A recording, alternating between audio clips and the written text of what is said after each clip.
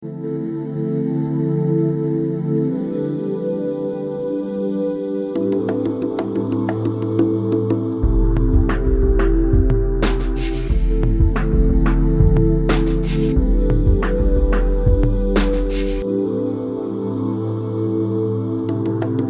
this is Coach Red Pill, and this is the Coach and Benway show. I'm joined by my co-host, Dr. Benway. Ladies and gentlemen, the doctor is in the house. Okay, and we're going to be talking about the Godforsaken Baby Boomers. We're going to be talking about this generation that has had such a tremendous impact on American society, a generation of Americans born between 1946 and roughly, 1958 or 64? That's a good enough number for me. Yeah. Roughly, between 46 and, say, 56, that decade, roughly. We're going to talk about them, and we're going to talk about the shit that they have left behind, because that generation who was born in 46, today they are 72, age 72 and younger, and they are causing all kinds of problems. And the reason we're jumping into this subject is because Dr. Benway has a very interesting anecdote, and Dr. Benway, why don't you take it away? Tell us about your hate-watching proclivities. Okay, so this is probably the most autistic thing about me I'm going to tell you guys. So get your popcorn. Some of you may or may not know I'm a big movie guy. I collect quite a bit. And every so often, I come across a movie that I buy because I hate it so much, and it fills me with the right amount of creative rage to get me through the day, sometimes months. And one such film is very much the baby boomer movie. Now, I'm willing to bet if you ask a baby boomer, what was the movie that really defines your generation, in excited tones, they'll give you one of two movies. They'll either say Easy Rider, or they're going to say The Graduate or something like that. That's not really their movie. The movie that really, in my mind, encapsulates that cursed generation is a movie from 1983 called The Big Chill. Now, The Big Chill, interestingly enough, was written and directed by a man by the name of Lawrence Kasdan. Some of you may know him as one of the writers on The Empire Strikes Back, a movie that Coach and I may be talking about to you in the near future. Keep that in mind. Anyway, he writes a movie in 1983 about a bunch of boomers in their early to mid-30s at that point, coming back to, I think, South Carolina. They're all University of Michigan grads, and they all have gone through different lives. Some are Vietnam War veterans. Some are, glossy movie stars. Others are shitty journalists. They're all played by interesting actors. I love every one of them. Yeah, there's Tom Berenger as the actor. There's William Hurt as the Vietnam vet who basically were led to understand that he was castrated by shrapnel during the Vietnam War, which they never go anywhere with that, but okay.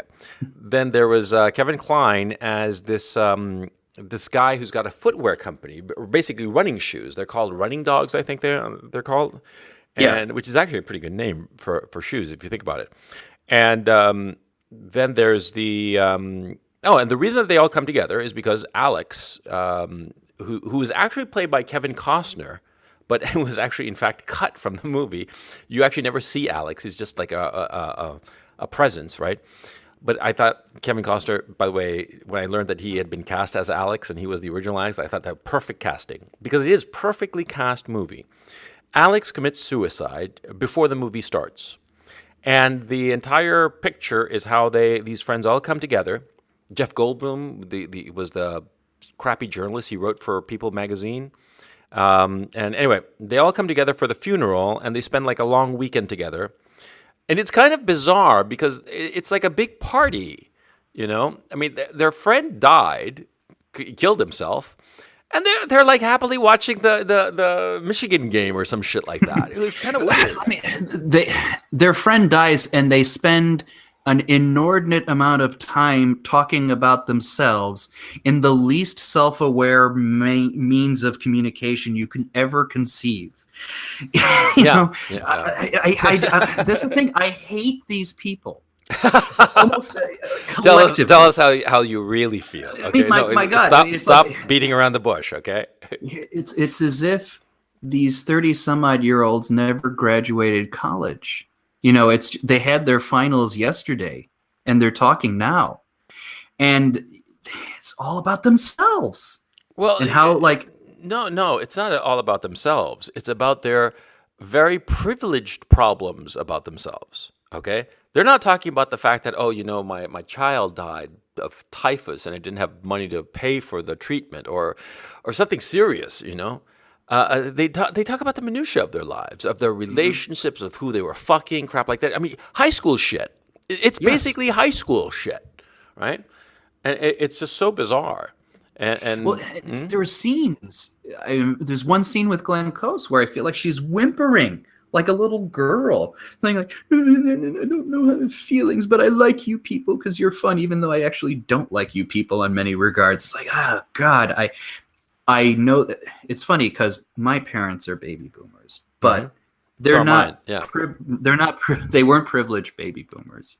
They were, the eldest children of Polish and Russian immigrants whose expectations were, you've got to work for the family.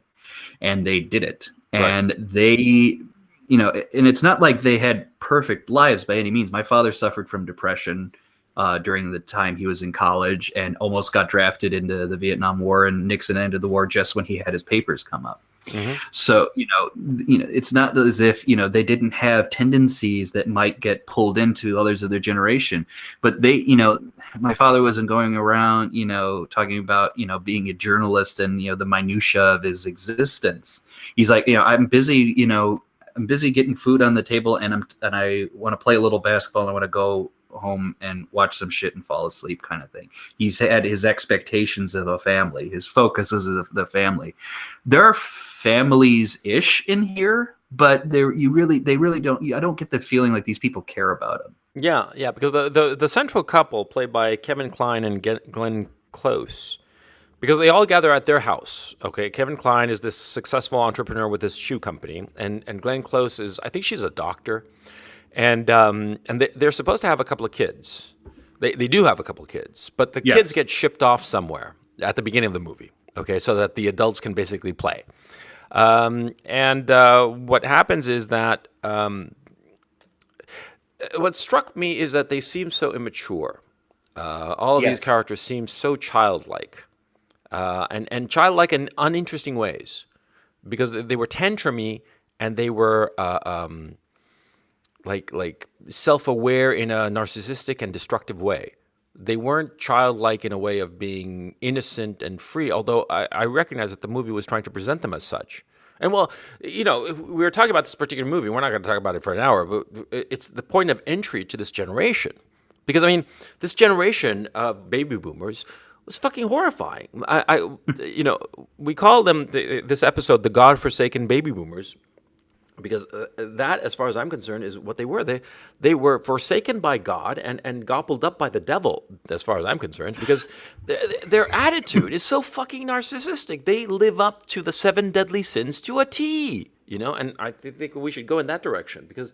Yeah, and I'll put one detail from the movie that I think is a great segue to this, and this is what set me off, and it's happened right at the beginning of the movie almost, and they're at their friend's funeral.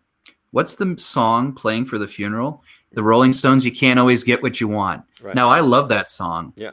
But to play it at a funeral is a manifestation of the boomer self-indulgence. Only a boomer would think that's cool. It's like, hey, man, we had a good song to die on. That whole attitude about like taking all of these elements of the society that have important emotional and moral reverence to them and say, oh, it's a chance to play our favorite songs because we'll feel good about it. It's all about feeling good even when you're sad.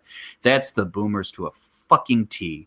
Yeah. And it sets off you for me, it set me off at the wrong tone when I started that movie, and it didn't end well from there. But the thing is, that is in my mind the core capstone of this, not just as a self-indulgence, but the fact that I think all that's left of this crowd is going to be a nice stack of records in your albums, your row of albums. Yeah, because The Big Chill has a great soundtrack, and no question. It has a great soundtrack, and it went 6 times platinum. It's been a huge seller over the years, over the decades now. It's a great album, a great compilation of golden oldies. But look, the thing about the baby boomer generation, we have to understand demographically what they were, and just to fill in a little bit of a background for the listeners, right? What happened was that during the Depression and World War II, a lot of people decided not to have children for obvious reasons. Principally in the United States, because they didn't have the money. They didn't have the money during the Depression, and during the war, a lot of the men were off fighting in the war. And so not many children were born, but all those returning soldiers and the newfound American prosperity led to a huge bump in childbearing. And there was this huge generation that became known as the baby boomers because it was a boom in babies. Right. And the victory of the war itself. And the reason I want to bring this little detail up, because my father's story fits it almost perfectly to a T. Mm-hmm. My father's birthday is January 20th, 1946, the same birth date as David Lynch, incidentally. Keep that in mind. Mm-hmm. But if you do the math, what was 9 months before? April 20th. Yeah. April 20th, 1945, which is basically the day Hitler killed himself. So I've now trained myself to believe my grandparents like, oh, Hitler killed himself. Let's fuck. Okay, well, they were Polish, they would have celebrated, yeah. But anyway, but that's it. That's that in a nutshell. That's what's going on. Yeah, we won, and the fuck, and the yeah. Well, let's fuck. The depression is gone for at least that we could see. Admittedly, it took a little while to fine tune that, but needless to say, we can relax now. That they had so much. The generation before them had so much legitimate tension, to put it mildly, that they just needed that fucking release. Yeah. And on top of everything else, and this is partly getting into the boomer mentality, they said we need a respite from what we've been through. It was the Depression, World War II. We lost friends. If you were in Europe, you lost a lot more than just friends. We got to calm down. We got to calm the fuck down. And when I calm down, I'm like, I'm going to have a bunch of kids. I'm going to have a nice house, boring suburban house. Yeah. Yeah, but even like the fact that probably some of them hadn't even lived in the house. They live in a fucking apartment somewhere in the city. It's like, no, I want a little bit of land that I can call my own. Yeah. And I'm going to have that. And I need it. Yeah. And there's nothing wrong with that. And that created, of course, the what retrospectively a lot of boomers call the stagnation of the 50s. But from the point of view of the adults at that time, it was, as you say, a respite from the chaos of World War II and before that, the Depression. Because it had been, if you think about it, from 1929 to 1946, 48, right? Because after the war, there was a recession. Those almost 20 years of chaos, economic chaos, certainly. Rationing. I mean, there were cars that were built during World War II that didn't have bumpers. They had wooden bumpers because there wasn't the metal or chrome to make bumpers. Right. Okay. That's a little detail, by the way, that was in The Godfather that I always thought was so clever, and well, it's true. But the people who were adults in the 1950s, they wanted that nice, boring life. They wanted the nice, boring life because they'd had it, like you said, they needed a respite because it had been too chaotic. And the boomers looked at that period with contempt, and they wanted the excitement, and they got it with the 60s. Yeah, and it's interesting how the boomers phrase this, because in many regards, if you have a lot of boomers looking back on their childhood, when they're children, they probably was content with it. They had a lot of the toys they wanted. They had all the television they wanted. Comic books were actually fun before, in the 50s, before the government kind of clamped down on it. So, when they get a little older, they would manifest it by saying it was almost like, oh, there's something hollow about all of it. Or, the parents' attitudes and what they wanted was either at someone else's expense or this, that, and the other. All of the excuses, some of them legitimate, some of them pretty vapid, seem to me always predicated on the fact of something we were talking about earlier, you and I, which was they had excitement. I don't seem to have it. How do I get it?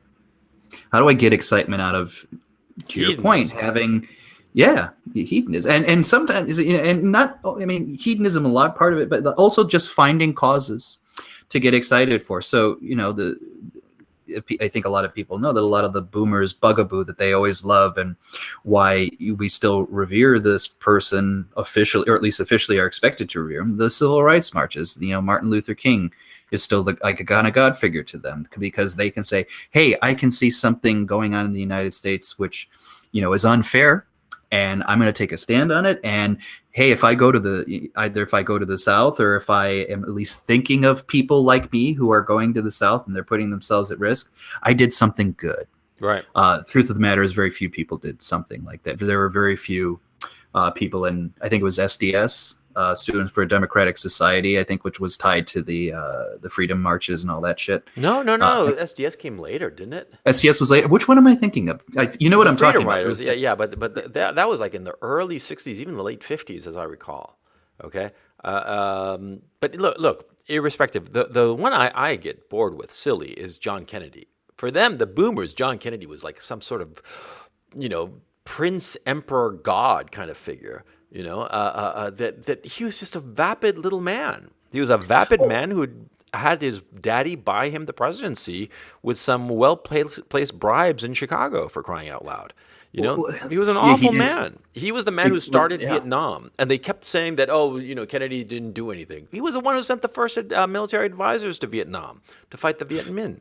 He also approved the assassination of Diem. Yeah, exactly. Exactly. So, in other words, he really escalated the situation. Yeah. And the love for Kennedy always struck me as very odd. Not the least of hero which worship. It's hero worship. Hero worship, but even beyond that, like their hero isn't even doing stuff for them. He's not a boomer. He's the older generation. He was an anti-communist to an extreme degree. He was Nixon's friend. Yeah. He, one of the few things he did that was actually pretty good was lower the tax rates. Number one. Yeah. Everything he put his brother as Attorney General. Now that nepotism in and of itself, you could argue the issue, but certainly Robert Kennedy was not a qualified individual to be the Attorney General. Because there are other siblings who are in political life that you could say, he deserved to be that. But Robert Kennedy did not deserve to be the Attorney General. And then Robert Kennedy went and put racist judges, on different benches throughout the South. They weren't paragons of civil rights or any shit like that. It was much more Lyndon Kennedys Johnson. were anti-union on top of everything else. Anti-union, yeah, because their daddy was anti-union. Because old Joe Kennedy was a good capitalist of the old robber baron kind of, and John Kennedy was a horrible human being. I mean, as a man, you heard that story that came out of that poor girl that John Kennedy basically, she was 19 at the time, and he basically bullied her into giving a blowjob to the whole White House staff. Oh, what's the name of this girl? Holy shit, I didn't even hear that story. I mean, I've heard wild shit about Jack, but I didn't hear about that. He's a fucking awful human being. I mean, just a piece of shit. Look, the other thing, that I'm not down with this whole Me Too shit. You know that I'm not down with that crap, right? But even I find that what his behavior was fucking reprehensible, okay? Insofar as sexual assault and harassment, shit that never would have gone down at that time. With all the sexism and madmen kind of attitude towards the sexes, right? That kind of behavior that he exhibited as president, okay, it was just fucking despicable. He was a horrible human being. And so, but they hold him up as a god, and they keep on going because he did what he wanted. That's what they like. They love that he did what he wanted. Like the other story about Jack that I always remember. That's it. I think that's part of it. Like, he got to fuck Marilyn Monroe. We remember seeing Marilyn Monroe as kids, and probably when we were starting to get pubescent, he fucked her, at her prime. And the other thing about him, the other story I remember is because he was loaded with so much dope and drugs, it was pathetic. And I think he was even wearing a back brace when he was assassinated. So basically, because he was in so much pain and doped up and in this back brace, he actually couldn't bend out of the way of any weapon firing his way. So it actually held him up like a rod in order to make him like an easier target. I always thought that was humorous, but he was also loaded very with darkly humorous, but okay. Darkly humorous. And then he was like, there was a line of his I remember, he's like, where someone was saying like he needed some sort of cocktail of medication in order to get through the day, and he's like, I don't care if it's horse piss, just give me the fucking shot. Kind of attitude. For instance, he won the Pulitzer Prize for Profiles in Courage, and he didn't even write the fucking book. It was Teddy Sorensen, his speechwriter, who wrote the fucking book. and he got the Pulitzer Prize for that because his daddy bought it for him, because it was all just to make one of the Kennedys the president of the United States. That's what Joe Kennedy wanted. And, his first kid got killed in doing some stupid, shit that he never should have been doing during the war, like test piloting some plane that everybody knew was insane to do, and he did it anyway because he was so cool, and he died. And then you had John Kennedy, next step in line. It was a family based on a father's ambitions like that. And I always thought to myself that Joe Kennedy Sr., the evil that he committed, that evil karma, it just spread down the generations, and none of the Kennedys came out well. But, we're going off topic. Okay. Well, anyway, that's the detail to say that's their hero. Yeah, that's their in hero. retrospect. I would say in retrospect, that's their hero. They look fondly on it now. That's some idea. Yeah. But needless to say, so you get that, your little shit, freedom and stuff. But, then what do they get excited about? It's like, well, rock and roll is a lot of fun. And hey, you know what? Drugs are a lot of fun too. And, oh, by the way, there's a little thing we discovered, a little pill where if you take it, you won't have children. Yeah. I think I know where this is going. And I think they kind of liked where it was going. Oh, yeah. We know where it went. Yeah, because the pill, right, of course, not invented by baby boomers, but they took full advantage of it. And they went out and fucked like rabbits. And all kinds of problems came out of that. And what I despised was that, during the 70s, there was this wave of divorces. I remember as a boy, I was born in 1968. I was the oldest child of baby boomers, okay? Because my parents happened to be baby boomers, but they were raised in Chile, a completely different dynamic that had nothing to do with the American situation.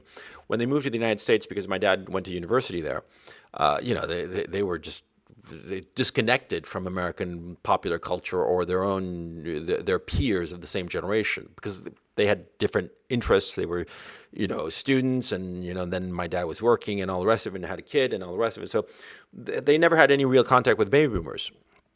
But the thing is, one of the things that my mom would always say that she found so funny is that all the people that she met of her own generation growing up through the 70s and 80s, they all kept saying that they'd all gone to Woodstock. How is that possible? There's not enough physical space in Woodstock to house all the people. Yeah, exactly. It's like all the pieces of the true cross that everybody's got around. Jesus is 20 feet tall, if that's true. Yeah. Woodstock is the size of America. Yeah, exactly. Exactly. 500,000 people went to the Woodstock. Okay, but anyway, the thing about it is that it seemed to me that the baby boomers were a demographic bulge, right? But it's not just that they were a demographic bulge. There have been previous demographic bulges, okay? What happened is that they were so unbelievably self-conscious, and they were so unbelievably privileged. I do believe that their self-consciousness came out of their privilege. The fact that most of them grew up in very, very nice neighborhoods, very safe and secure. They didn't have any real problems. And so, the not just the narcissism of small differences started kicking in, but the petulance of an easy life started to kick in. I truly believe that the baby boom generation is the beginning of the decline of the United States, because they didn't produce anything. Name one thing that the baby boomers have produced. We're not being very systematic in this conversation, but I'm asking you, what have they produced? What great art? What great literature? The only thing that you could say is that some baby boomers made really good movies. Let's talk about this one, because I actually think what people attribute to baby boomers are not really baby boomer product, but I want to see who you think are baby boomer filmmakers.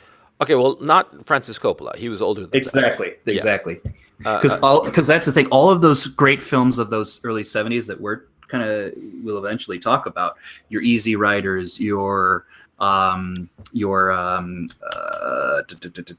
Midnight Cowboy, they were older guys. They're older generation. Even if they're a little bit younger, they were born in, like, let's say, the late 30s, early 40s. What's important about that is, one, even though they were little kids, they're still conscientiously aware of the war and the rationings, even if they're little kids. Yeah. That's the deal. And two, because they're older enough to have encountered European art house films. Yeah. And that affects them more than anything else. The true baby boomer filmmakers, I do think there are a few good ones, but they're always on TV.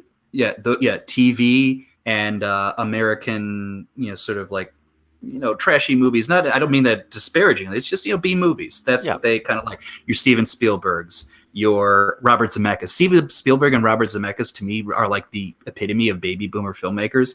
There are other two ones who are a little bit different, and I actually treat them as with much more respect, which is David Lynch and John Carpenter. They're also baby boomer filmmakers, but they're very different from those guys. But yeah, well, George Lucas was a little bit older than the baby boomers, but also his film background was more of the 30s because he would watch the Buck Rogers films in a theater, not TV. I always thought that the baby boomers filmmakers were raised on TV. Okay, but right. Going back to the issue of baby boomer art, certainly literature, forget it. There's nothing decent from any baby boomer writer. The most famous baby boomer writer is Stephen King. I can't think of any other baby boomer. That's actually a good point. Yeah, he really is the baby boomer writer. Yeah, and I would also argue that he's only good. I think you and I have had this discussion. For my money, he's at his best when he's remembering being a boomer kid. Yeah. Everything else is kind of just excess. Well, here's something interesting about Stephen King. He has a very negative view of his own generation. And he wrote a book, which is actually a collection of short stories called Hearts in Atlantis. And the story of Hearts of Atlantis is really, really fascinating because what it is it's about these kids in college during the Vietnam War. And they're freshmen, and they're all very worried about going to Vietnam. And they all have to maintain their grade point average to avoid the Vietnam War. And what happens is that this group of kids, they're 18-year-olds, 19-year-olds, right? They wind up becoming addicted to the game of hearts, the card game. And they wind up playing it obsessively, but like obsessively to the point of like just delusion, right?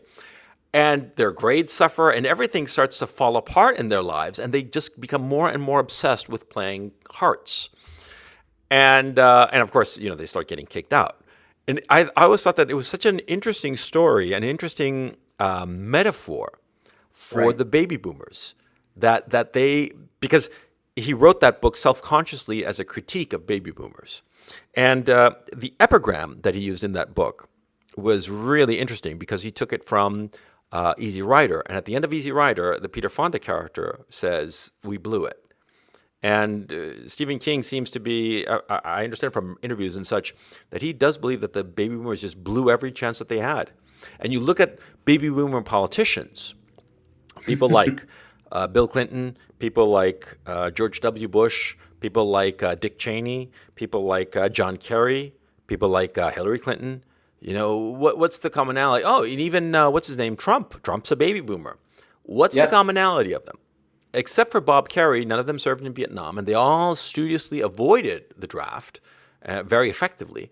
And and they've always been takers. They believe in their own ambition, but they don't really give a shit about anybody else. The other thing to keep in mind of this, and this is another kind of myth of the boomers that should be stricken from the record. Excuse me. Notice in your list, they're not all Democrats. Oh yeah, right. So you could because there was a conservative element of the boomers, but what's interesting about that conservative element, they accepted a lot of these core elements of hedonism as just acceptable, right? Yeah. Sex, drugs, and rock and roll, all of them, whether they were conservative or not, played that game. George obviously was very much part of that story. The other thing to keep in mind is like the idea that like success is defined, because this happens later. In the 60s, that generation was all like peace, love, and understanding. But as soon as the 70s get around, and you will actually note this in a lot of the commentators who are watching that generation, that's when you start getting the me focus. It's like, I want this now, I want this and that and the other. Hey, all these great products I can buy.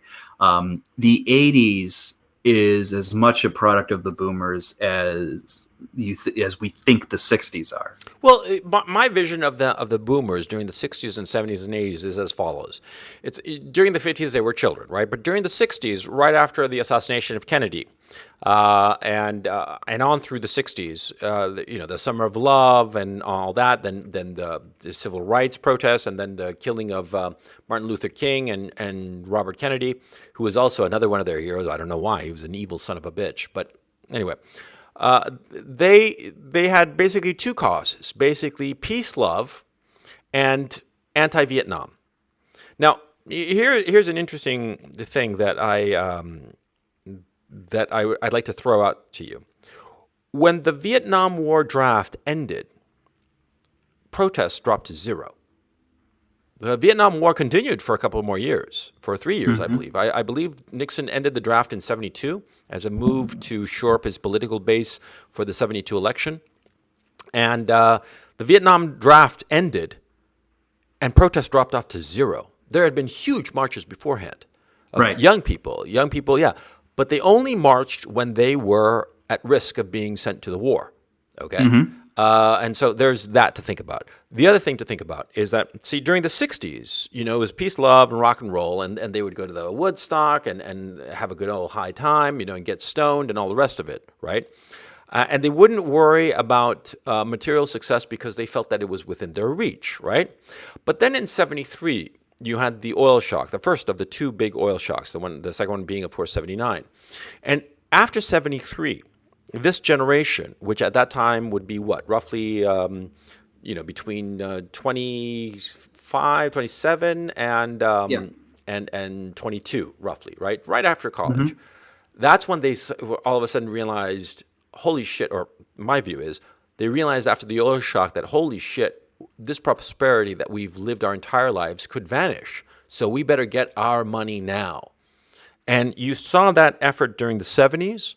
And then after the second oil shock and the recession of 1980-82, then it really kicked into high gear because that generation was started being in their 30s and 40s and started worrying about money. And they started making money hand over fist and just really going out of their way to become materialists, hedonists, consumerists, And also keep in mind, this is a period of time also where abortion skyrocketed in the United States because abortion had been illegal, in 72? But it was only in the late 70s and 80s that it really took off. I mean, I remember talking to a little classmate of mine. I must have been in the seventh grade, something like that. And I was talking to a classmate, and he was saying that, my mom's going to have a kid, blah, blah, blah, blah. Okay. And then we talked about, having another kid and what a drag, whatever. And then a couple of weeks later, he said, oh, no, my mom isn't going to have a kid anymore. Oh, she got rid of it. And I wondered, what do you mean she got rid of it? Oh, she got rid of it, he said, like it took out the trash or something like that. But yeah, and this was in the late 70s, okay? Late 70s or maybe 1980, I forget. But you see, that kind of attitude, disposability, the disposability of people, that was such a baby boomer attitude.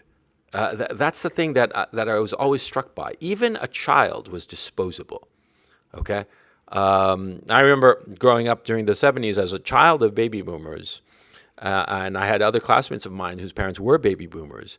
We grew up with, latchkey kids. We would have the door of the house tied around our necks, and we'd get off the bus and go home and open the door with that key. And there'd be nobody at home because mom was off working. And it was a generation where the woman's fulfillment was more important than her family. And it was a baby boomer attitude. It was an attitude that a woman's work at home of raising children and taking care of the house was menial, and that a real woman wouldn't do that, and that any woman who did that was probably just stupid or backward somehow.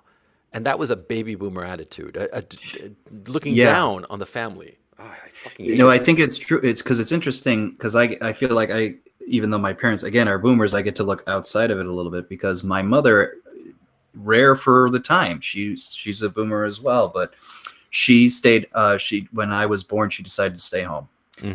She worked at Gray Advertising, actually.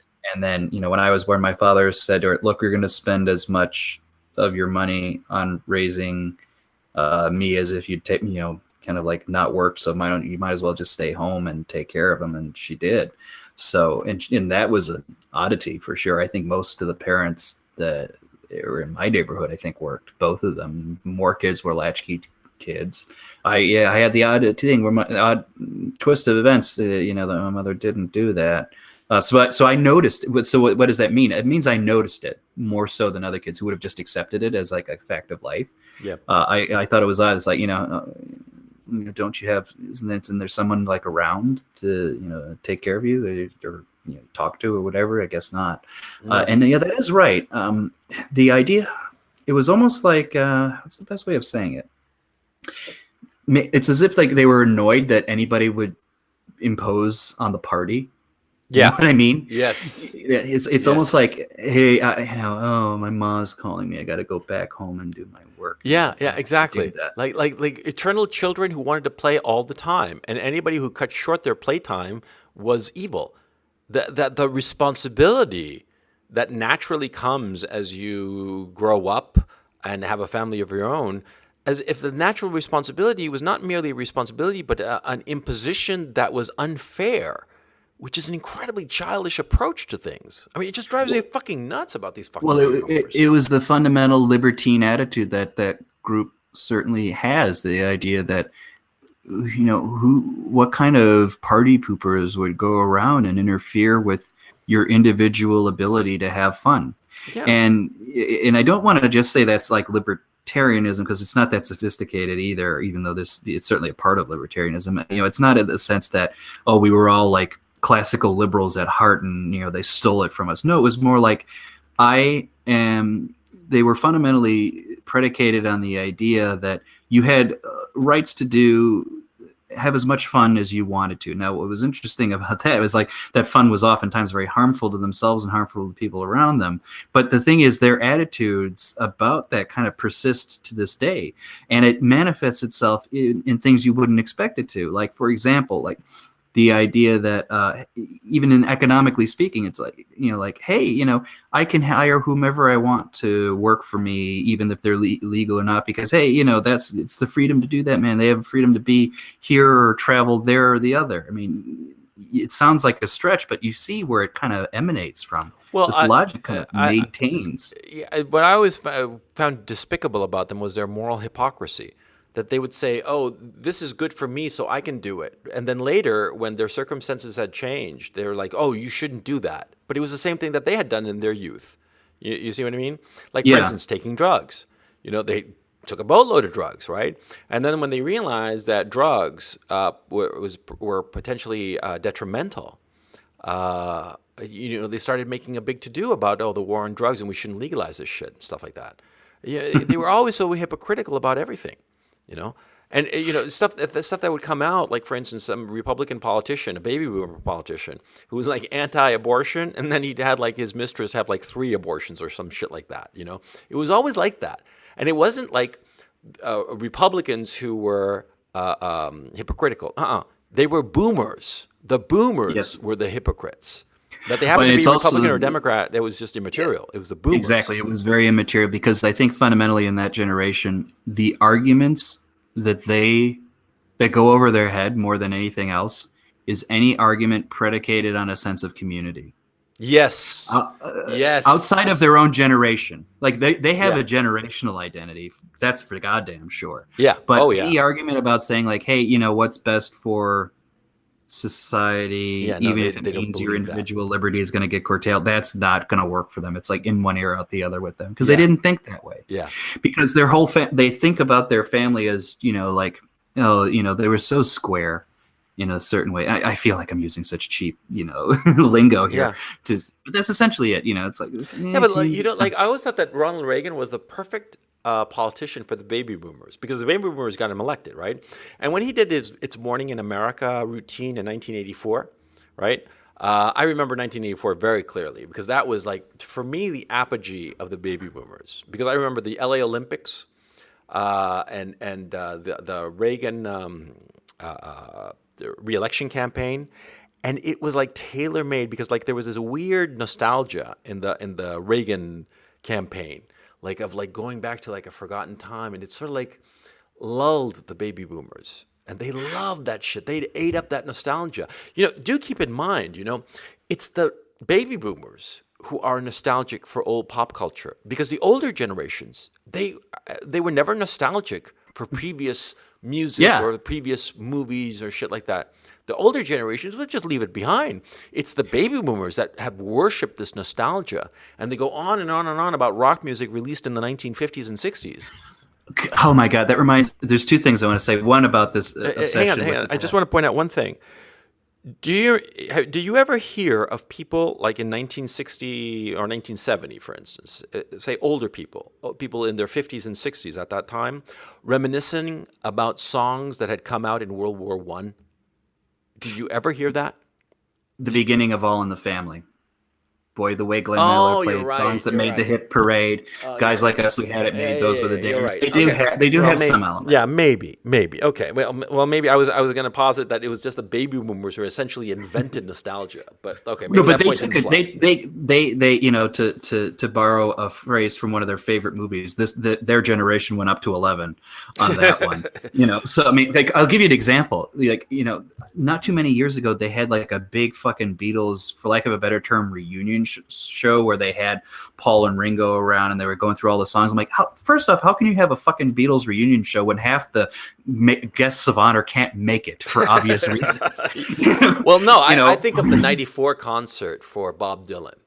You know, I don't know if you remember that. Maybe that was before your time. I don't, but I love Bob Dylan. I hate to hear bad things about him, but you're probably going to say the truth, so go ahead. Yeah, no. Well, what happened was that, you know, Bob Dylan was the baby boomers' minstrel, right?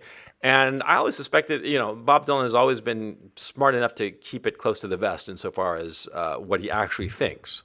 But I always think that he sort of despises that generation, you know. Who were his own fans, right? Anyway, in 94, he does. In 94, there was a big concert, right, where all of these big talents, like, John Mellencamp and Richie Havens and everybody, I mean, like Pearl Jam, the works, they got up on stage in Madison Square Garden and they covered Bob Dylan songs.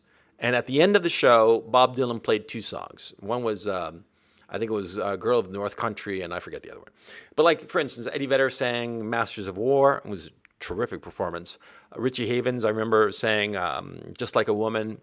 You know, and they're all great performances. And also the obvious fact is that Bob Dylan was a great songwriter, but a lousy performer. And he never knew how to arrange his own fucking songs. You know, and these people rearranged his songs, and they were fucking awesome renditions, right? I mean, Neil Young did, I forget what he did. It was really good. It was all very good. But anyway, the point is that, see, I remember listening to this album in 94 when it came out. I bought it, as a matter of fact. It was a double live album, right?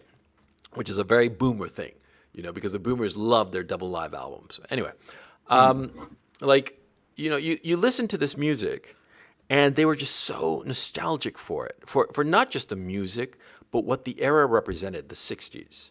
You know, the baby boomers hated Bob Dylan after 74, okay? Because he continued being the artist he was. They only loved him because of the anti-war shit, you know? And it proves it with his sales. His sales never came even close to what they were back in the 60s because he was anti-war then. And because they were afraid of the war. I think that's what I'm trying to say. What I hate about the boomers is that they're afraid of fucking going to the war and fight like a man, you know? Well, they're afraid to put themselves at risk. And here's the thing. Here's why I think they're nostalgic for the 60s. More than any other generation, I really feel it with these guys. They wish they were still young. Yeah. Youth mattered to them. Yeah. Like, it doesn't matter as much to other people. I mean, look, we all prefer to be healthier than not.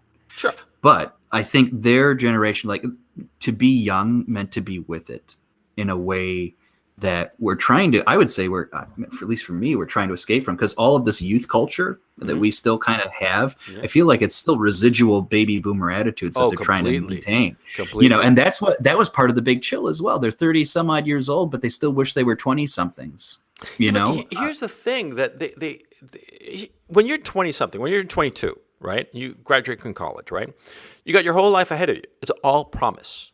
See, the only people who look back fondly on their 20s and wish they were back there in their 20s are people who have been failures in their lives. See? Like in my own case, I'm 50. I'm very happy being 50. You know, I've had my ups and downs over the years, right? And we've talked about them in this podcast, right? But the point is that, see, right now, I'm very happy. It's great. I love being 50. Would I prefer to be like 22 so I could actually train and run a marathon and actually do it? One of the things I've never done. And When it's sort of like my big regrets, quote unquote, but I'm figuring, fuck it, I'm not going to get around to do it. Maybe, but maybe bullshit. I never will.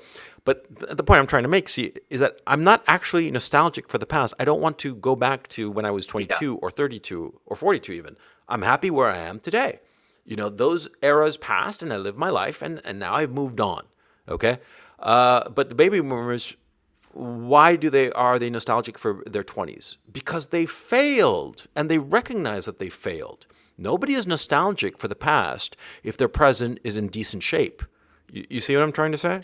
Well, what's interesting, this is because I'm going to tie this back to another thing I wanted to talk about, because I think it's even more apparent now, is the Reagan being the ultimate baby boomer figure in a way, or at least a great promise for them. What was so interesting seeing it backwards is that, it's shocking to me that it's looking back at Reagan and Carter, it's the opposite of what you'd expect. By that, I mean, remember Carter's Melez speech? His big statement was like, we were a nation that lacks confidence more than anything else. We're defined by not by what one does, but what one owns. We used to have faith in God and our strong communities, and they're gone. And that needs to be recovered more than anything else. That's a conservative statement if there was ever one. Reagan's was, there's mourning in America. You don't need to bear any burdens because we have still promise in the land. And the thing is, if a boomer has failed or has not achieved much to hear that message suggests, one, you have more time, and two, you are eternally young because the country's eternally young. Right? Yeah, we can tie it into Trump and make America great again. Potentially, yeah. Yeah. I think the difference between Trump and Reagan, I think Trump is even more specific on what he's trying to rebuild. I think Reagan was offering general tones. Just a vibe. Okay. Yeah. Well, the baby boomers have always responded more to the vibe than the reality. A great picture about boomers is the Limey. You ever saw that picture? I'm sure you did. The Soderbergh picture with Terrence Stamp and Peter Fonda. I know of the picture. I don't think I've seen it all the way through. You should check it out. You should definitely check it out. It's a great picture, brilliantly edited, just a tight little picture. It's just really, really good and brilliantly edited. One of the best edited films I've ever seen, to tell you the truth. And there's this great scene because the Peter Fonda character, the Limey is about this British man, Terrence Stamp, who goes to Los Angeles to avenge the murder of his daughter. And his daughter was apparently killed by her last boyfriend. And the last boyfriend is played by Peter Fonda. And Peter Fonda is this music mogul. Okay, and he, as somebody said, he one of the characters says he surfed the zeitgeist of the 60s into a fortune today, right? And right. At one point, Peter Fonda is talking to his current girlfriend. And he's it's a really great scene because he's like, cleaning his teeth and he's primping basically in the mirror as he talks to his girlfriend who's behind him. And, he said that the 60s were a vibe, it was like a foreign country and you didn't know the language and you didn't know the people, but you didn't know the people, but you knew the language. You knew how to get around, right? And he said that the 60s were just, he said it was the summer of 65 and into 66. And that was it. That was the 60s. And even though I haven't seen this movie, I have to say the casting of Peter Fonda in that role is brilliant. Too good for words. Yeah, Peter, pretty brilliant, of course. Because, of course, he ushered in, Peter Fonda, ushered in the with Easy Rider. He directed it or Dennis Hopper directed it? Dennis Hopper directed it, but he was very intimately tied, I think, with the writing and creation. And remember, these are veterans of Roger Corman's films. They had made 7 or 8 films together that are basically Easy Rider prototypes. Yeah, they were basically, it was basically a co-directing gig. Yeah, they were all stoned when they were doing it. But anyway, that attitude of that it was a vibe. Yeah. That's the thing. They respond to vibe, but they don't, because they're failures. I mean, they really are failures because they haven't achieved anything. They never accomplished anything except, weirdly, corporatism. Corporatism is the baby boomers, for all their bullshit talk about, sticking it to the man and all that crap, at the end of the day, they were all corporatists. I mean, I suspect that they found in corporatism a semblance of that security of the 50s. Yeah, well, certainly. But I think the other element they had, which I think, I don't even know if it's fully them. I think it may be a little bit your generation, but I think the boomer generation really influenced this. The idea of the cool boss, No, that was a boomer thing. That was a boomer thing. It was a boomer thing, Yeah. Yeah. So okay, so I'm not going out on a limb. The idea that like, hey, we're businesses, but hey, we're kind of cool, Yeah, and that was a boomer thing. That was Steve Jobs. Jeans. Steve Jobs Yeah. was a classic boomer who pretended to this facade that business was like cool and we could all be friends, and he was a fucking tyrant. Everybody knew that he was a tyrant and an asshole, but he projected this vibe, and it was just so bizarre. Oh man. Well, can I say, like, there's something morally heinous about pretending like you're a good, hey, your boss is your friend. Well, the reason I say that is when your boss is just your boss and you have a business relationship and that's it, you can call the boss a cocksucker all you want behind, closed doors or anything. And the boss won't be offended by that. And you wouldn't be offended by that either. It's like, okay, it's part of the game. Look, I go into work every day. I do my hours. And then my benefit is I get to go home and bitch about it. Yeah. When the boss is your friend and you have this whole attitude of like, oh, I don't want to offend his feelings, or, you fuck up the barriers of relationships in such a way it's just perverted. Yeah. You lose that sense of distance, which is healthy. Yeah. And I think I hate that so much about boomers. They do that all over the place. Yeah. It's like, we're all going to a fucking party here. It's like, we're not a party. I'm doing a fucking job and I'm doing it to get paid. Well, it's also like not only that in work, but also insofar as consumption. It was the boomers who came up with this bullshit notion of like ethical farming and crap like that, which is just all kinds of bullshit. Okay. Because they were just trying to virtue signal. I mean, that's the thing that the boomers invented, the idea of virtue signaling for all intents and purposes. This notion that what you consume and what have you signals to others what you believe in, okay, or who you are. That is a boomer mentality. Because previous generations had the idea of like, okay, I'm going to buy a Rolls Royce to signal to everybody that I got a shit ton of money. Which is perfectly fine, okay? But it was the boomers who said, I'm going to buy the ethically made Rolls Royce, to signal that I am a morally good person, okay? Right. I will spend more money to buy something that will signal not that I'm wealthy, although it'll do that too, but it'll signal that I am good, okay? Consumerism as a metaphor for morality. It was just fucking weird. It was the boomers who came up with that shit. What's also weird about it is it's another difference in the signaling. When you're signaling, you have a lot of money. What you really want is want people to respect you, right? Sure. Or at least, say like, hey, you achieved something, right?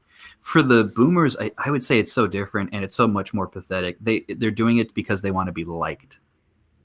Yeah. There's a difference between wanting to be respected and wanting to be liked. Yeah. They want to be liked so goddamn much. And I will say, look, I think you're even more critical of Trump than I am, but I would say this, and I think you would agree with me, that I think is his biggest Achilles heel, is that in all intents and purposes, I think he really wants to be liked, and I think he shouldn't be operating under that assumption. But I think that's his generation, so it's I should say it's about him, but it's not just him. So actually, to follow up on that point and to add more proof to that point, which I think is extremely good. Yeah, their desire to be liked above all. Like me über alles, right? What was the guiding principle of Bill Clinton and George W.? They wanted to be liked. They wanted to be liked. The compassionate conservative, right? The compassionate conservative, and Bubba Bill is friends with everybody. I mean, shit. He became buddies with George Herbert Walker Bush after the presidency was over. He wants to be friends. He wants to be liked. I'm talking about Bill Clinton, of course. Bill Clinton, when he was elected, oh man, I remember. I was in college at the time. And all these boomer professors would look at his inauguration. I remember watching TV with showing the inauguration in January of '93, of Bill Clinton, and with this boomer professor, and she was like fucking ecstatic, Okay, I mean, she just looked at him like oh, like my prince has finally arrived, kind of thing, right? And this is before Monica Lewinsky and blowjobs under the desk at the Oval Office and all that shit, right? But there was this perception that the boomers had finally taken control because they were all boomers: Bill Clinton, Hillary Clinton, Al Gore, and Tipper Gore, right? They were all boomers, and they'd finally taken control of the machine of state, right? It was their time. And they blew it, to use a phrase from Easy Rider. They blew it, okay? Because they didn't do fucking anything. And the things that they did do, retrospectively, turned out to be awful. And like, for instance, NAFTA destroyed and completely obliterated the industrial base of the United States. And that's why you have the opioid epidemic going on among middle and lower middle class people in the United States. Then NAFTA, the end of Glass-Steagall, which created the financial crisis of 2008 and which has led to the economy of today still being just like puttering along and not really taking off. What more? I mean, well, foreign policy, they didn't create the liberal interventionism by any stretch of the term, but they really amped it up to 11. Yeah. Because for them, there was no longer the Cold War justification. Yeah. For them, it was, we're going to make this a better world. Yeah. Remember, Bill Clinton played the Kosovo crisis first. Then he did the Sudan bombing. Eventually, they got around to Rwanda. They played the game like, oh, we're here to impose this beautiful world order that we've created. Isn't it so wonderful? The rest of the world's going to start liking us again because we're going to make them like us. Yeah. Yeah, but like, for instance, everybody says, they talk about the New World Order, and that was originally, George Herbert Walker's, Bush's phrase, right? But written by Peggy Noonan, as a matter of fact. But it was interesting. George Herbert Walker Bush wanted to implement that, but he couldn't get around to it because he was defeated in the election by Bill Clinton. Bill Clinton, what did he do? He allowed hedonism to run rampant. I could argue that a lot of the problems with Russia today spring from all the boomers who descended on Russia like fucking vampires and created all sorts of havoc in the disintegrating country. George H.W. Bush would have handled that situation a lot better, the disintegration of Russia and how to try to keep it afloat and not decay into hedonism and corruption, which it did, which led directly to Putin, okay? Okay, maybe that's stretching it, blaming Putin on the baby boomers. But you see where I'm going. They were responsible. They had a role to play, for sure. And what was the other thing I was going to say about that they were doing? I will say the ultimate baby boomer moment of that, it's not the presidency, it was the election cycle, when Bill Clinton with his sunglasses doing the saxophone on Arsenio Hall. Oh, God, that was so moment. Fucking cringy. At the time, I thought it was cringy. Well, because this is going to sound ridiculously awful, but hopefully people get where I'm coming from. The idea of envisioning the president as just one of the guys is kind of disturbing to me. Not because he isn't human. The president is human. But the idea is like, hey, I play the saxophone and I do these things just like you two. I'm cool. I always hated that. I mean, it's like, this is a man who's supposed to execute a job and to do so with authority. I don't want people to interpret that to mean like, things like Trump's bad tweeting is bad. I'd say like that ship had already sailed before he started tweeting. And yes. I think he's adopted the next layer attitude, which is, they already turned it to shit, so I'm going to put the gunslinger on them and fuck them. I don't mind the tweeting one way, shape, or form on that front. But I would say what he has that Bill and Barry and George all lacked was that Trump does know how to create a figure of that presidency, and he does know how to act more like an authoritative father than they did. They were still operating like, hey, I'm just a smart guy and I'm a successful guy, but just listen to me. I would disagree that you by Barry you're referring to Obama, right? Yes. I don't think that he's a baby boomer. He's actually too young. No, that's true. He's technically not, but I'm saying that mentality is still a product of them. Yeah, the baby but The movie that struck me the most about baby boomers, another movie that struck me very hard about baby boomers, was a Mike Nichols picture, Primary Colors, the one with John Travolta. Yes. That was a brilliant movie. I Yes. read the book when it came out, which is a roman à clef about the Clinton campaign. And the movie is basically the same plot. But what's interesting, the performances, and one of John Travolta's great performances, and not Kristen Scott Thomas, what's her name? You know who I'm talking about. Emma Thompson. Emma Thompson. Emma Thompson, yes. Yeah, Kenneth Branagh's former wife. Yeah, also a great performance by her. What I thought was remarkable about the picture is that it captured the callousness of baby boomers, which is really interesting because Mike Nichols, of course, did The Graduate, which is like the seminal baby boomer picture. And Dustin Hoffman is the seminal baby boom actor, even though he's a little bit older. But they were like, Yes.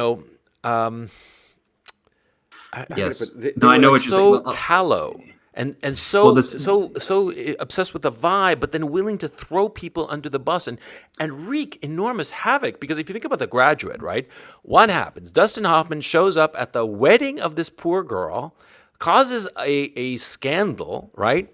And she, in her confusion and idiocy, runs off with him. And then later they're sitting there in the bus and thinking, was this such a good idea?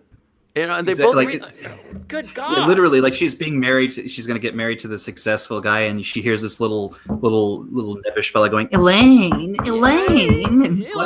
Yeah. God. Yes, I'm obviously ripping off a great line from Barcelona. Whit Stillman did that joke, so I'm going to steal. I'm going to give credit where credit's due. But yeah, absolutely, it was kind of a failure. And I know the scene. I think you're remembering in particular from Primary Colors. It stuck in my mind.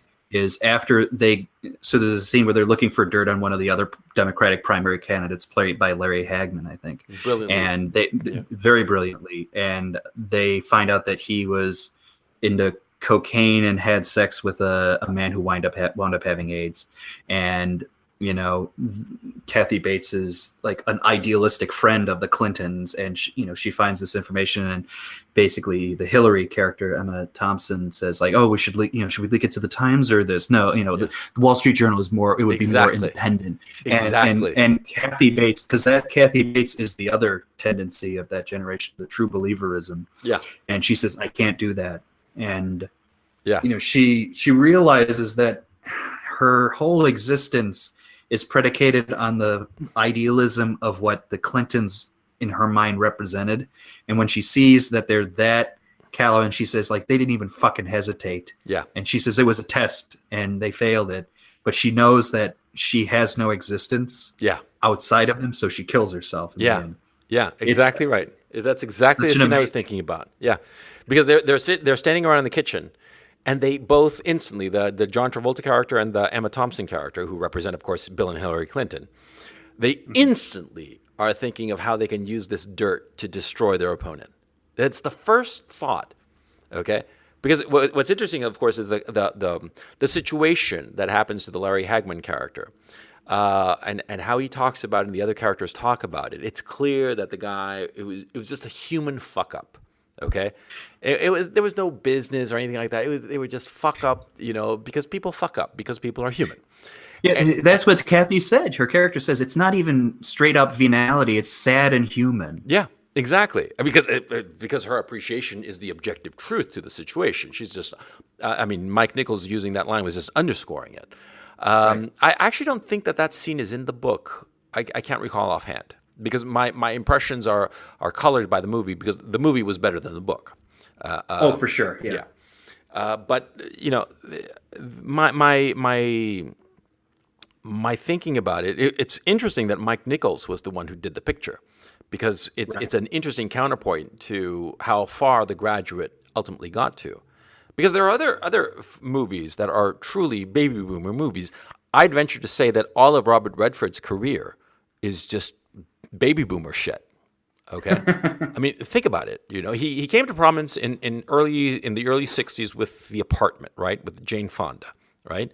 And Jane Fonda, Hanoi Jane, that fucking cunt, right?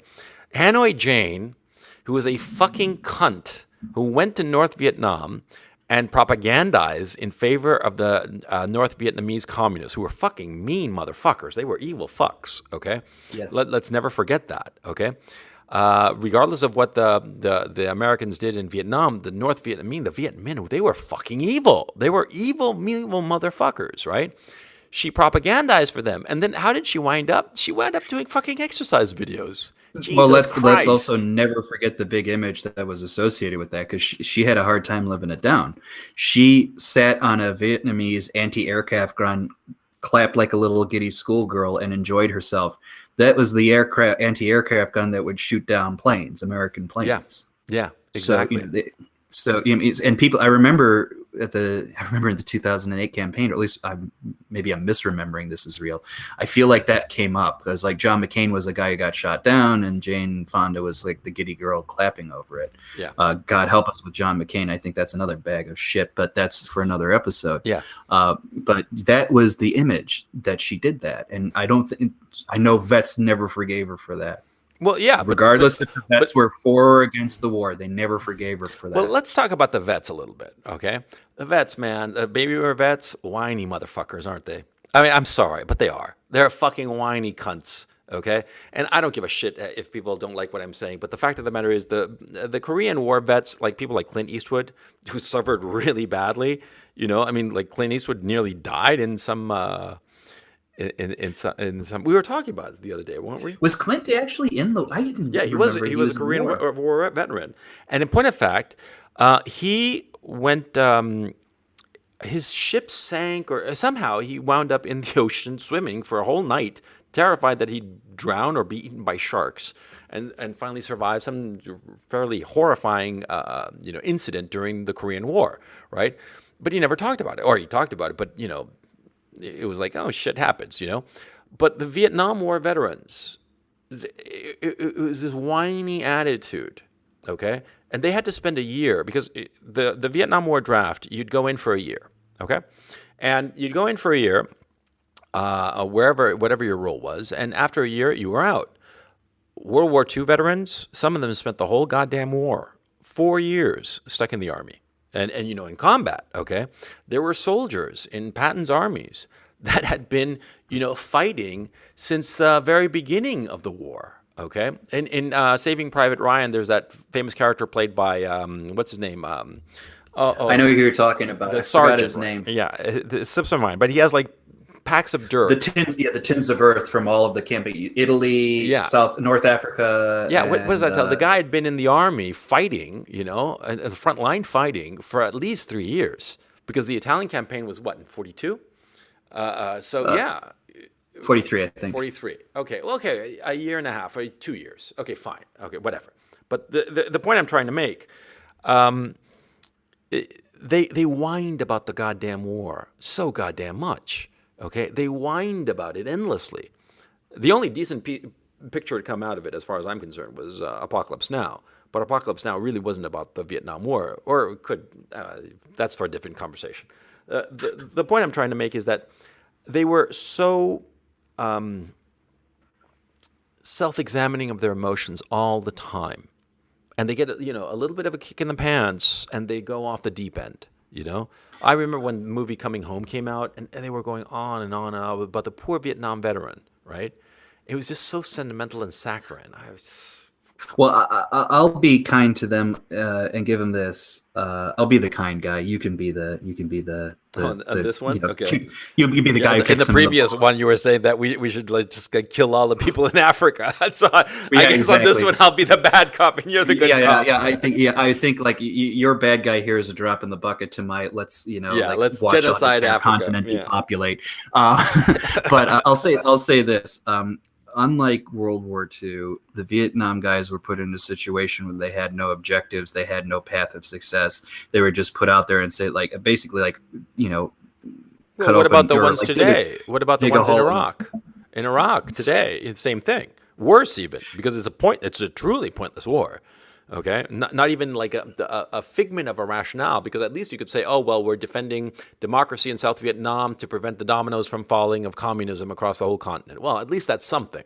Okay, but out in fucking Iraq and Afghanistan, it's fucking pointless. You know, what are they doing out there? What are they doing in Iraq? What are they doing in Syria? Pointless wars for no reason except to make money for the weapons manufacturers and keep the money flowing to the politicians that they support, right? So, but they're not whining about it. I don't know if they're trying to change anything about it. But I would say that we're probably just not really paying attention to them. I think that's the difference. I think that generation was interested in paying attention to the war for some good reasons, some not very interesting reasons. Well, my thinking, I think that's. I'm sorry. Yeah. I'm sorry. Go ahead. No. I was just the thing I also regret deeply is that now we have a professional military, the volunteer army. I think that that's a disaster because it creates the military a separate caste from the rest of society.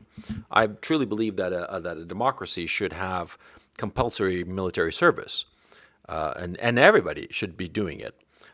2 years. You graduate high school, 2 years in the army, in the armed force, get the shit kicked out of you, and that way, leadership is not so casual about going to war. I think that was one of the good things about having a draft.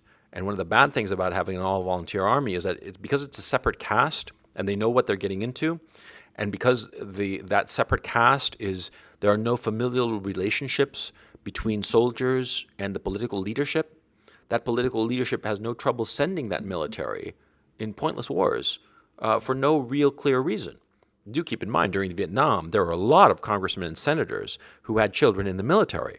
I mean, shit, Lyndon Johnson's son-in-law, wasn't he in the military, serving in Vietnam?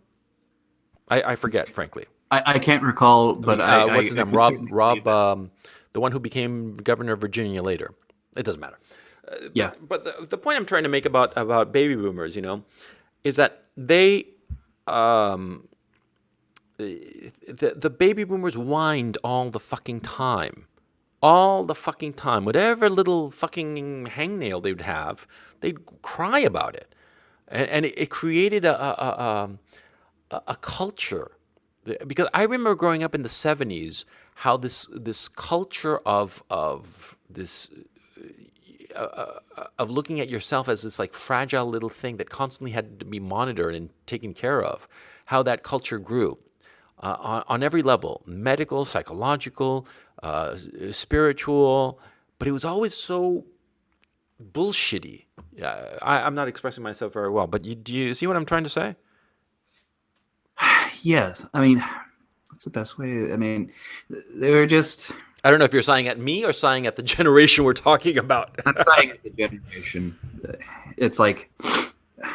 I can envision in the back of my mind, the whole generation is manifested as a guy in the corner hearing me bitch about him. So I'm like I'm getting exhausted being so mean to you, but I feel that way. I don't have a problem being mean to them. Yeah, I mean, I feel that way. I mean, it's that goddamn generation, godforsaken generation, godforsaken generation. Yeah, because on a final note, these people, the baby boom generation, as they start to retire, they are causing enormous strains on the Social Security system. They made no provisions for their retirement, right? They are a generation that was self-indulgent, that really added nothing to the culture, except in the most superficial sense. They created a corporatism across the society. Look at academia, look at the sciences, look at finance, look at government. There is a corporatism at work throughout our society that we can lay directly at the doorsteps of the baby boomers. And these are the people who are now finally stepping off the stage. But even as they step off the historic stage, they're causing fucking problems. Because they're so goddamn big and because they didn't make any kind of provision for their retirement and old age. It's the young people who are winding up paying more and more and more. Social Security is broke. California is having to raise its taxes for Medicare, Medicaid, all the stuff to help all these elderly baby boomers, to the point where people are leaving California because they can't afford to live there anymore because of goddamn taxes to support these baby boomers, right? Something similar is projected to happen in Florida. It's already happened. Where else? I think in New Jersey, it's happening.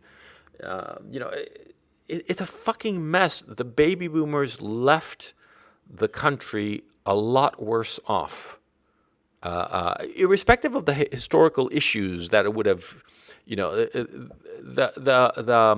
The prosperity of the post-war period was a thing that was bound to end because it was just a historical accident, because basically Europe was destroyed and the only economy standing was the American one, and they were able to take advantage of it at the time, right? But setting that aside, the baby boomers left America, at least, much worse off than if they'd never existed, right? And they're still causing problems. I mean, do you see anything that is a legacy of the baby boomers? I was thinking about, ironically enough, as you were saying this, how Back to the Future feels so much like their way of thinking. The reason, and this is going to sound odd, but let me go into it a little bit. Back to the Future, the movie? Back to the Future, the movie. What is the whole premise of Back to the Future? Even though the generations are slightly off, it's a baby boomer who made it and it's talking about it. Mm-hmm. Basically, he's trying to, it's a kid who's, he doesn't like his lot in life, so he's going back in time. And what is he doing? He's going to teach his father not to be a square so he can be wealthy. And do better. But and I'm thinking to myself, would not it have been better had that baby boomer mentality been that thing which was erased from history, not the fact that the parents were square? And I think that meant that idea, it's like, we'll just change, we can reconstruct the world to better our comforts, is really the final legacy of them. And that legacy means that everything around their comfort is going to be disrupted. So, I know Social Security is kind of bankrupt, but I have a strong feeling that the boomers are going to live comfortably until the day they die. All of the failures are going to happen as soon as they're gone. And they're going to be that one generation that had it so good from cradle to grave. And they'll be the only generation that had that. And my generation will be wondering, why did you throw it all away to a certain extent? I mean, to your point, they couldn't keep a perfect economy forever. No one can. But, it's more than just the economy, right? I mean, it's almost like there's a documentary I saw where after the European colonials left Africa, the remaining colonial countries didn't even know how to use the fucking railroads, and they left in a disrepute, and a Chinese guy comes in and says, why didn't you cherish the fruits of what they gave you? You shit on it, and now you've lost 20 years. He looks at his, he kind of looks bummed that, this guy. And I feel like that's the boomers in a certain way. They had a lot of gifts from the generations that preceded them, not just money. And, they kind of threw their toys out with the tram. And my generation, your generation too, to a lesser extent, they're kind of stuck figuring out how to move forward. And that's a frustration people feel. That's why you get things like cursed boomer memes. And whenever we argue with people, we refer to them, we can sometimes say, what's that fucking boomer logic? Or in particular, like guys like Bill Mitchell, the ultimate conservative boomer, on Twitter, it's like, no matter what they do, our boomer republicanism is gonna win out the day because we're just good thinking people, and we're it's all about me. Yeah and I think that's actually the legacy. I think that they're good and everybody else is bad. Okay, they see their interests as objectively morally good 100%. They don't recognize that what they desire competes with what other people desire. And they don't have the humility to understand that sometimes what other people desire or need is more important than their own wants. And their own wants, however trivial, override and should rightfully overwhelm anybody else's. They're the most self-conscious generation and the least self-aware. Yeah. Exactly right. And so on that chipper note, this concludes our discussion of the Godforsaken Baby Boomers. I'm your co-host, Coach Red Pill. I was leaving the door open for you, Benway. Oh well, and I am the decidedly non-boomer Dr. Benway, and don't worry, I'll get to my rants against Generation X soon enough. Yeah, I'm Generation X, man. Don't. I know. I got a lot of things. I got a lot of things I got to get off my chest for you. No. We're all about grunge and depression. So don't throw anything at me, or I might kill myself. Okay. So on that happy note, well, thank you very much for joining us, and we'll catch you next time.